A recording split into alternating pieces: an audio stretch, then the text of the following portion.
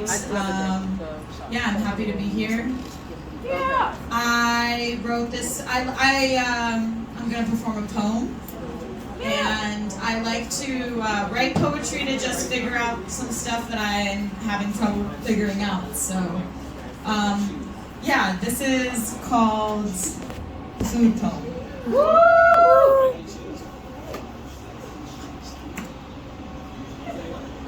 I've been having an affair with something since a time I can't remember.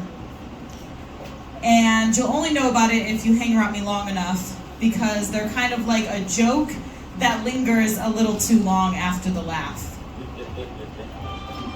I remember the first time of their hurt was at my grandfather's last birthday party, and they stared at me like the sweetness of summer before the heat, until I finally felt the fire in the pit of my stomach and threw it all up. It happened again at Mimi's 8th grade birthday party with the cupcakes. Again with the twizzlers at the cottage, and again with the dates in the Sahara Desert.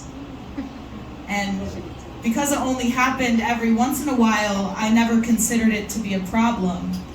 But would you date someone that only rapes you once in a while? Toxicity seeps in without consent, and like a spice, you don't notice until it's too much. And I got a little spicy when my girlfriend said, "I only eat when I'm hungry." Oh, really? I said, how about when you're trying to celebrate, or you're trying to deliberate, or you got feelings that you want to confiscate? No, she said, only when I'm hungry. Well, fuck. I thought, as I confessed a love for something to someone when only one of those two things could love me back. You see, I forget that good food is fuel. Not a tool to procrastinate feelings I can't hold, but a blessing to nourish my nature as a whole.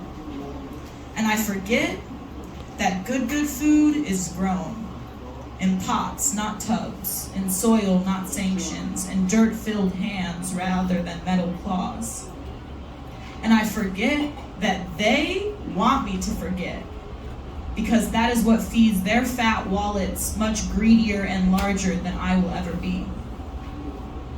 And I forget that food is your lover too, that I am not alone in this affair, but shame keeps me from knowing how to really care. And this is not about calling each other more pretty, because that doesn't really help us in our silent self-pity. Hell, this isn't even about how we look, but how we treat ourselves when nobody is looking. I forget that sometimes the push in my stomach is less painful than the pull in my heart. And as much as I did not want to write about this in fear of sounding unsexy, I knew that I had to when I stood in the kitchen with one of the sexiest people at the party, and they told me that they struggle with the exact same thing. They told me not to fear, but I did and I do. Because when a substance replaces a soul, we forget how to fully love one another. Thank you.